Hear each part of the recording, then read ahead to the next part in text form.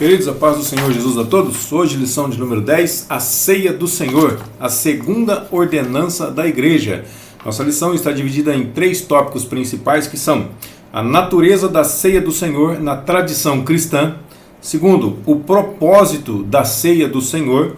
Terceiro, o modo de celebração da ceia do Senhor. Nosso texto áureo se encontra em 1 aos Coríntios, capítulo 11, versículo de número 26, que diz: porque todas as vezes que comerdes este pão e beberdes este cálice, anunciais a morte do Senhor, até que venha. A verdade prática diz que a ceia do Senhor, como uma ordenança, celebra a comunhão do crente com o Senhor ressuscitado. Primeiro tópico, a palavra-chave aqui é comunhão. Primeiro tópico, a natureza da ceia do Senhor na tradição cristã. Primeiro subtópico, na tradição romana. Então, na tradição romana, ela compreende de forma literal as expressões ditas por Jesus.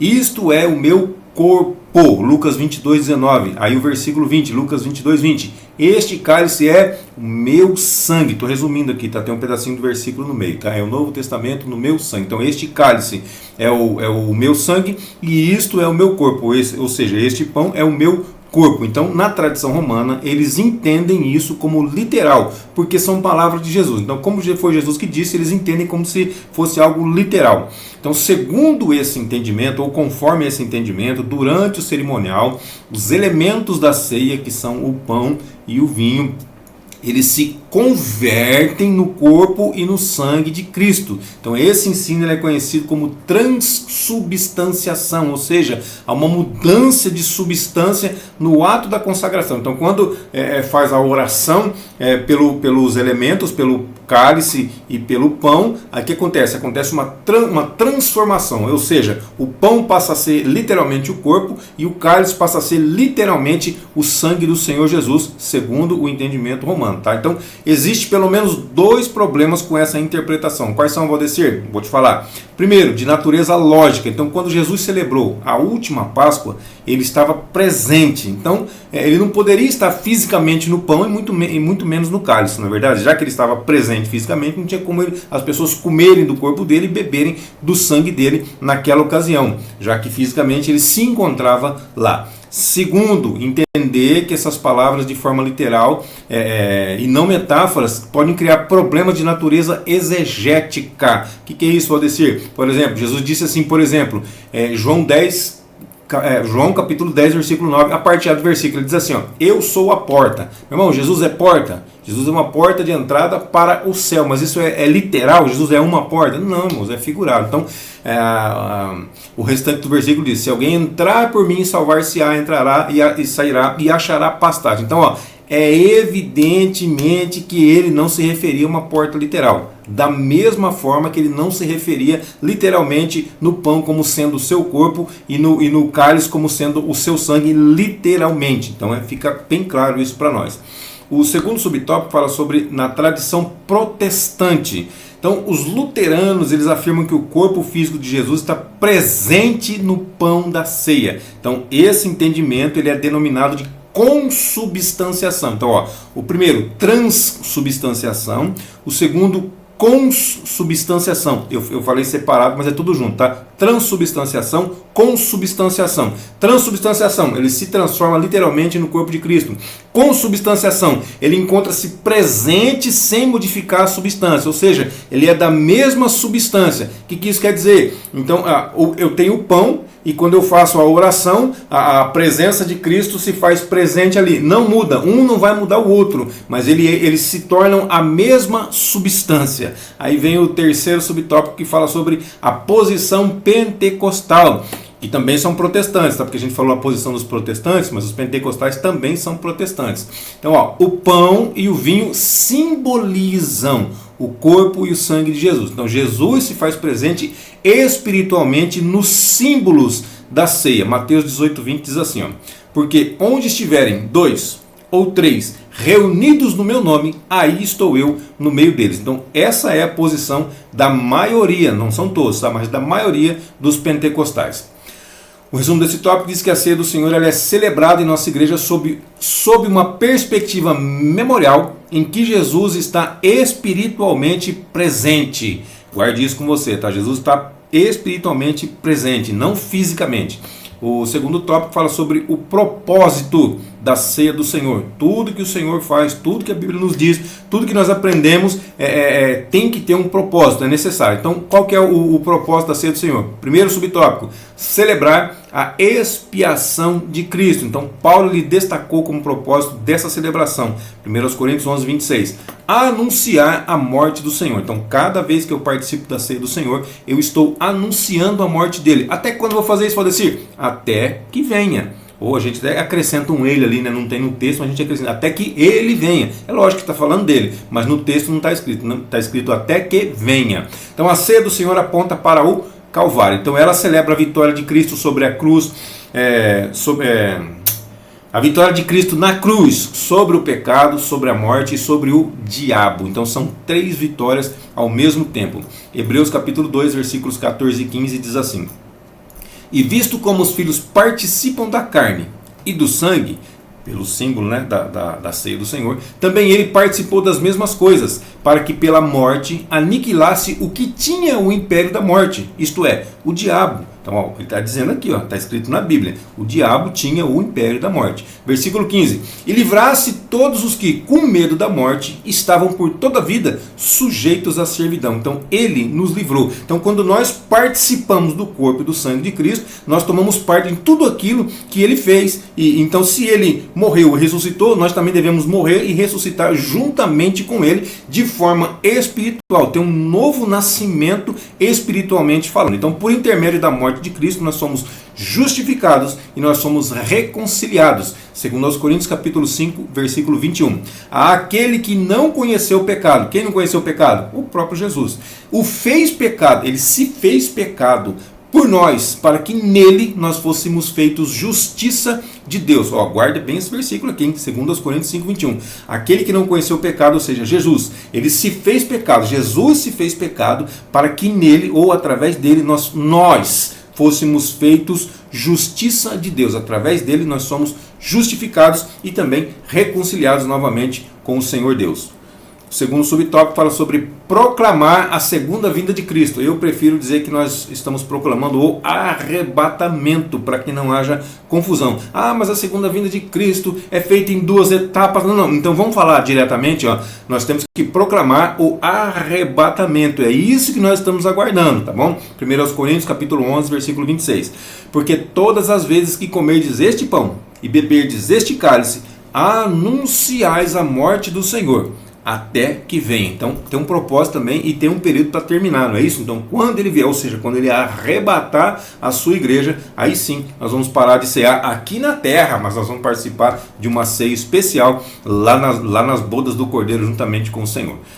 Então existe um sentido escatológico, ou seja, um sentido futuro na celebração da ceia do Senhor.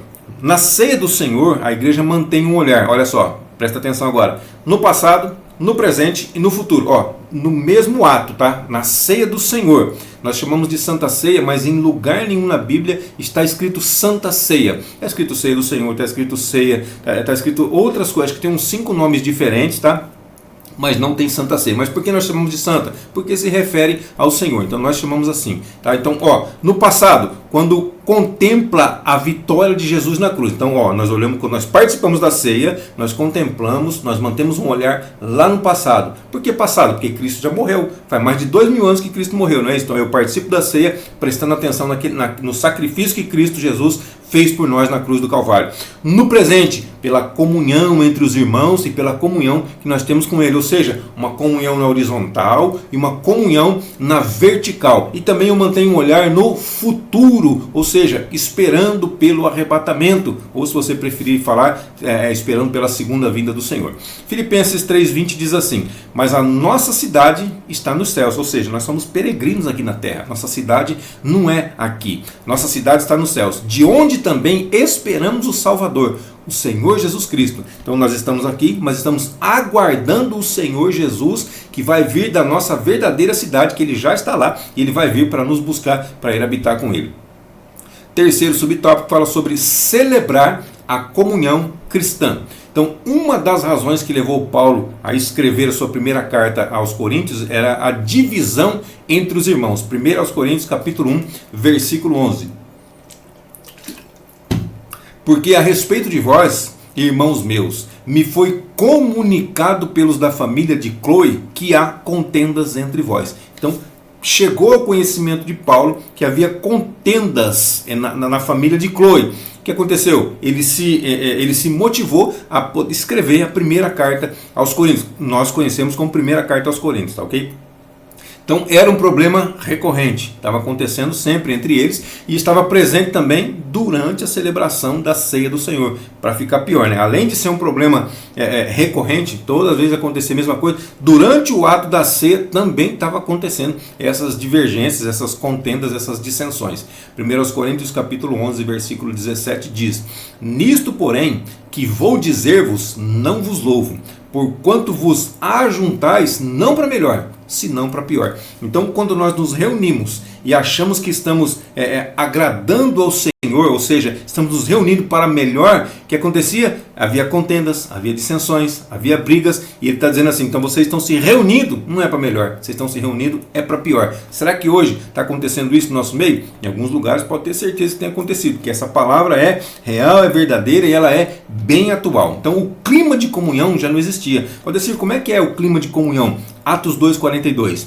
E perseveravam na doutrina dos apóstolos, na comunhão, no partir do pão e nas orações. Olha só, isso aí sim é comunhão. 1 de João 1,7 vai falar o que é comunhão também. Ó. Mas, se, condicional, se andarmos na luz, como Ele na luz está, temos comunhão uns com os outros, aí sim o sangue de Jesus Cristo, seu Filho, nos purifica de todo o pecado. Então, mas a gente só usa essa parte do versículo, né? Sangue de Jesus Cristo nos purifica de todo o pecado. Mas só que tem um mais e tem um se. Mas se nós andarmos na luz, se não andarmos na luz, não vai ser não vai, o sangue de Jesus não vai purificar nosso pecado não. Se andarmos na luz, é só andar na luz, vou dizer, não, tem que andar na luz da mesma forma como Ele na luz está. Então, Ele está na luz, nós andamos na luz da mesma forma que Ele andou. Então, nós temos comunhão. Aí sim, nós temos comunhão uns com os outros. Valdeci, eu tenho briga com fulano, com ciclano, com bertano. Não, então faltou comunhão. O sangue de Jesus não vai purificar todo o pecado não.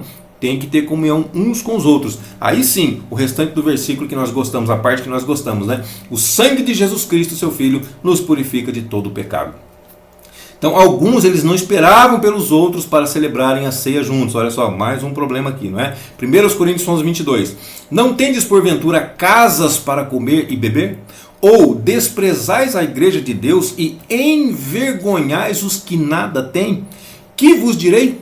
Louvar-vos-ei? Nisto não vos louvo. Ele podia louvar em outras coisas, mas nisso que eles estavam fazendo, não louvaria eles de maneira nenhuma. Então, quando existe um espírito de divisão, intrigas, litígios entre os cristãos, entre os crentes, a celebração da ceia do Senhor, ela perde completamente o seu sentido. Porque se a ceia fala de comunhão, como é que a gente vai participar da ceia sem comunhão? Separado um do outro, cheio de intriga, cheio de briga, cheio de problema uns com os outros. Perde completamente o sentido. Tiago 3,16 diz assim, porque onde há inveja e espírito faccioso aqui é de facção, é de divisão, tá? Onde existe isso daí, aí há perturbação e toda obra perversa. Então o Espírito do Senhor vai trabalhar nisso aqui? Não vai, porque tem inveja, tem dissensão, tem facção, criam grupos separados, se separam. Na verdade nós temos que nos unir e não nos separar. Essa é a grande verdade. Aí o resumo desse tópico diz que o propósito da ceia do Senhor passa pela lembrança da expiação cristã, expiação de Cristo, nossa comunhão com Ele e a promessa da sua segunda vinda, ou do arrebatamento, como eu já comentei. O terceiro tópico fala sobre a celebração, o modo de celebração da ceia do Senhor. Tem uma maneira correta de fazer? Tem uma maneira correta de fazer. Tem outras maneiras de se fazer? Tem outras maneiras de se fazer, mas será que está correto? Então aqui ele vai falar sobre o modo, o primeiro subtópico. O que é participar indignamente. Ah, Valdecir, eu sempre ouvi falar de participar indignamente, eu não posso participar em pecado, eu não posso isso, eu não posso aquilo. Presta bastante atenção que vai explicar agora o que é participar indignamente. O primeiro subtópico está falando, o que é? Faz uma pergunta. O que é participar indignamente? Então, ó, Paulo, ele advertiu sobre o perigo de participar da ceia indignamente, não foi? Foi, 1 Coríntios 11, 27. Portanto, qualquer que comer este pão ou beber o cálice do Senhor indignamente, será culpado do corpo e do sangue de Cristo. E agora, eu estou em pecado, eu não posso participar, porque se eu participar, eu vou estar participando indignamente. Irmão, quem que é digno de participar? É uma pergunta que eu te faço. Tem alguém que é digno aqui? Eu particularmente não sou digno, e eu sei que sou um pecador, mas todas as vezes que olho para o Calvário, olho para Cristo, Senhor, me perdoa, me ajuda a te seguir, a te servir, a fazer melhor, a dar o meu melhor para ti. Não ser melhor que os meus irmãos, mas ser o melhor que eu posso ser.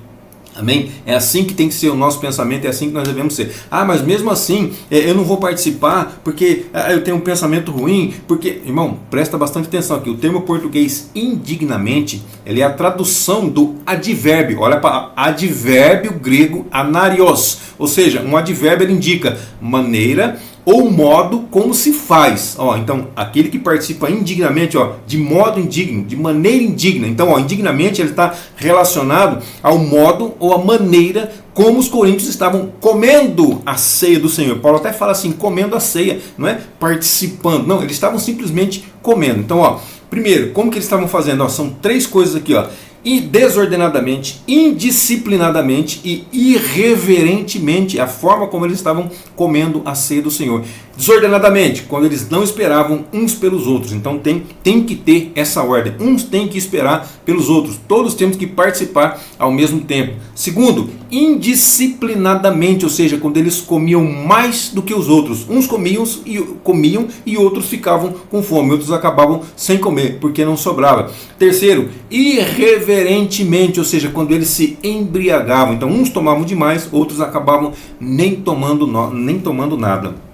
1 Coríntios capítulo 11, versículo 18 e o 21. Porque, antes de tudo, ouço, quando vos ajuntais na igreja, há entre vós dissensões. E em parte eu creio, né? Paulo não acreditava em tudo que eu via, mas ele acreditava que havia essas dissensões, pelo menos em parte. Versículo 21. Porque comendo, cada um toma antecipadamente a sua própria ceia, e assim, um tem fome e o outro embriaga-se. Então, um come demais, outro acaba não comendo. Um bebe demais, outro acaba não bebendo. Isso porque, ó, não vou nem falar, não faz parte da revista, mas antes da ceia era comemorada a festa do amor. Então, eles comiam e bebiam para valer. Cada um levava, como a gente faz as reuniões na igreja, de vez em quando acontece, cada um leva um prato, leva alguma coisa, um salgado, um doce, um refrigerante, alguma coisa, se juntam para comerem juntos. Aí pensa bem, quem chegou atrasado, ainda que tenha levado alguma coisa ou não, chegou atrasado, ele não consegue participar porque quem estava ali primeiro já comeu tudo, já bebeu tudo. Então ele vai ter que comer praticamente aquilo que ele levou. Ou, mas tem aqueles pobres também que não podiam levar nada. Tinha no meio, por isso que se chamava festa do amor. Eles compartilhavam tudo. Aqueles que tinham muito levavam, aqueles que não tinham nada acabavam não levando nada, mas participavam todos juntos. Mas aqueles lá, irmão forgado, não vai trazer nada, então não vou. Irmão, que pensamento ridículo, pensamento horrível. Se nós temos para compartilhar, temos que compartilhar, porque foi Deus que nos abençoou, e é para isso que Ele nos abençoou, para que nós compartilhemos com os demais. A bênção na nossa vida, ela chega para que nós compartilhemos, e não para que nós retenhamos somente para nós. Amém? Está claro isso daí? O segundo subtópico fala sobre uma celebração reverente. Então, ó, se em lugar do advérbio lá, advérbio indignamente. Então, se no lugar do advérbio Paulo utilizasse um adjetivo, o que é adjetivo? Aquele que indica estado, qualidade, como nós conhecemos, né? Ou a natureza. Então, ninguém poderia participar da ceia, pelo fato de que ninguém é digno, como nós já falamos anteriormente. Eu, particularmente, não sou digno. Reconheço que não sou digno e entendo que ninguém mais é digno. Somente o Senhor é digno. 1 Coríntios 11, 27 diz, portanto, qualquer que comer este pão ou beber o cálice do Senhor indignamente será culpado do corpo e do sangue do Senhor. Então, felizmente não é esse o caso. Então, não participamos da ceia do Senhor porque somos dignos, mas nós participamos por quê? Porque fomos alcançados pela graça do Senhor. Então, é por isso que nós participamos. Por outro lado, nós não devemos pensar que pelo fato de sermos pecadores, alcançados pela graça do Senhor, nós podemos participar da ceia vivendo deliberadamente em pecado. Então, tem os dois lados da moeda. Eu participo porque fui alcançado pela graça, mas eu não vou ficar pecando deliberadamente, ou pensando assim, vou sair daqui agora, vou pecar. Não, porque se eu pecar não tem problema, eu posso participar da ceia de qualquer forma. Não, negativo, não é assim não. 1 de João 3,6, olha só. Qualquer que permanece nele quem? Em Jesus, não peca. Epa, peraí, mas se eu peco, então eu não permaneço nele. Calma, que eu tenho outras traduções do mesmo versículo, tá? Então, qualquer que permanece nele não peca. Está na Almeida Corrigida e Fiel. Qualquer que peca não o viu, nem o conheceu. Vou dizer, mas aí ficou complicado, né? Ficou. Quer ver na versão que nós costumamos utilizar? Almeida Revista e Corrigida? Qualquer que permanece nele não vive pecando. Opa, já mudou um pouquinho, né? Não peca, não vive pecando, porque pecar todos nós pecamos. Então qualquer que vive pecando não viu, nem o conheceu. Então se nós fizermos do pecado um hábito na nossa vida, é porque nós não conhecemos, é porque nós não estamos verdadeiramente nele. Valdecir, o que você está falando? Eu não estou falando nada, quem está falando é a Bíblia, são as Escrituras Sagradas. Quem escreveu isso aqui foi João. Agora olha só, na NVI, Nova Versão Internacional, 1 de João 3,6, tá? Nós estamos aqui, todo aquele que nele permanece não está no pecado. Todo aquele que está no pecado não o viu, nem o conhece. Agora, na nova tradução da linguagem de hoje, é NTLH, 1 de João 3,6 ainda assim, quem vive unido com Cristo não continua pecando. Então, se no passado nós vivíamos no pecado, hoje que nós estamos unidos com Cristo, nós não continuamos mais pecando. Pecamos ou erramos tentando acertar, mas não é um hábito nosso pecar. Porém, quem continua pecando nunca o viu e nunca o conheceu. Essa é a NTLH, tá? Então, ou seja, aquele que está em Cristo não faz do pecado um hábito. É isso que quer dizer o versículo. Então agora tem o outro lado também, pecado não confessado atrai o quê? O juízo de Deus sobre as nossas vidas. Muito cuidado com isso daí. Terceiro subtópico fala sobre celebração festiva. Então a ceia do Senhor celebra a morte, mas também celebra a ressurreição de Jesus. Então não é só a morte, mas sim a ressurreição. Nós não estamos felizes simplesmente pelo fato de ele ter morrido. Ele morreu, ele levou consigo nossos pecados. Mas o que é melhor? O melhor é que ele ressuscitou. Então nós temos que estar mais felizes ainda por isso. Celebrar, festejar. 1 Coríntios capítulo 15, versículos de 1 a 4.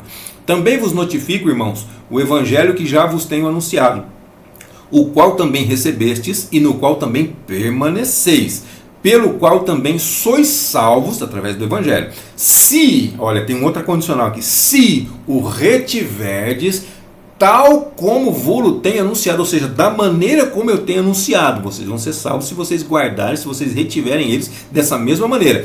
Se não é que crestes em vão. 3. Porque primeiramente vos entreguei o que também recebi, que Cristo morreu por nossos pecados, segundo as Escrituras, versículo 4, e que foi sepultado e que ressuscitou ao terceiro dia, segundo as Escrituras. Então, portanto, meus irmãos, deve ser uma celebração reverente, devemos ter respeito, temor do Senhor, mas também devemos fazer com alegria, com um sorriso no rosto. 1 Coríntios capítulo 5, versículos 7 e 8. Alimpai-vos, pois, do fermento velho. O fermento fala de pecado. Para que sejais uma nova massa. Então ele está tratando aqui como nós se fôssemos uma massa, como se nós fôssemos o pãozinho. Então, tira o fermento velho e seja agora uma nova massa. Assim como estáis sem fermento, sem pecado, porque Cristo, nossa Páscoa, foi sacrificado por nós. É por isso que nós estamos sem pecado, porque Ele foi sacrificado e nós comemos, nós participamos da ceia do Senhor e nós estamos como Ele, assim como Ele é, nós somos também. Versículo 8, por isso façamos a festa. Olha, tem até um artigo aqui, não é façamos uma festa, façamos a festa, não com fermento velho, não com pecado, nem com fermento da maldade, nem com fermento da malícia, estou lendo o versículo aqui, tá? Mas com os ázimos da sinceridade e da verdade. O que é isso? É a nossa nova vida em Cristo. Os ázimos, ou seja, o pão sem fermento. Ázimo é pão sem fermento, tá? Então, por quê? Pão sem pecado. Então, da mesma forma que ele é sem pecado, nós também somos quando nós participamos. Por nós mesmos? Não, através dele. Então, presta atenção que Paulo ele faz menção do pão com e sem fermento, ou seja, agora nós somos uma nova massa, sem fermento, ou seja, sem pecado. E assim nós devemos comemorar não com a massa antiga, nossa vida antiga, não, cheia de pecados, não, mas com a nossa nova vida, cheia de sinceridade e de verdade. Então Jesus vive e nós devemos demonstrar isso na celebração da ceia do Senhor. Então deve haver reverência e ao mesmo tempo muita alegria. O resumo desse tópico diz que a celebração da ceia do Senhor deve acontecer de modo reverente e ao mesmo tempo festiva. A conclusão: o que a ceia do Senhor não é? Ela não é um sacramento que de forma mágica ela concede graça àqueles que participam. Ela não é. Segundo, o que ela não é? Ela não é uma vacina para dar comunhão para aquela pessoa que não tem. A ceia não é isso. Mas o que a ceia do Senhor é? Ela é uma ordenança. Vou dizer, mas onde que está essa ordem? Dentre alguns versículos, eu peguei Lucas 22:19, que diz assim, ó: e, tomando o pão, e havendo dado graças, o partiu. Olha só o modo de fazer, tá? Olha só o modo de fazer. Tomou o pão, deu graças, partiu e deu-lhes dizendo: isto é o meu corpo que é partido por vós. Aí vem a ordem, ó, ordenança, ordem, não é? Fazer isto em memória de mim. Façam isto em memória de mim. Todas as vezes que vocês forem fazer isso, façam em memória de mim. Pode ser, mas é uma vez por mês, uma vez por semana, uma vez por ano. Ele não fala o tempo, ele não fala o período, mas todas as vezes que fizerdes, façam em memória de mim, disse Jesus. Então é uma ordenança. O que mais que a ceia do Senhor é? É o resultado da graça que foi concedida a cada um de nós cristãos. Para participar é necessário ter discernimento. A ceia ela não pode ser celebrada de qualquer jeito, de qualquer maneira. Tem a forma correta de ser celebrada. Ela também não pode ser celebrada por quem vive deliberadamente em pecado, conforme o versículo de 1 de João que nós já lemos. Amém, queridos? Deus abençoe sua vida, sua saúde, seu ministério, suas finanças, e até a nossa próxima aula, se assim Deus nos permitir.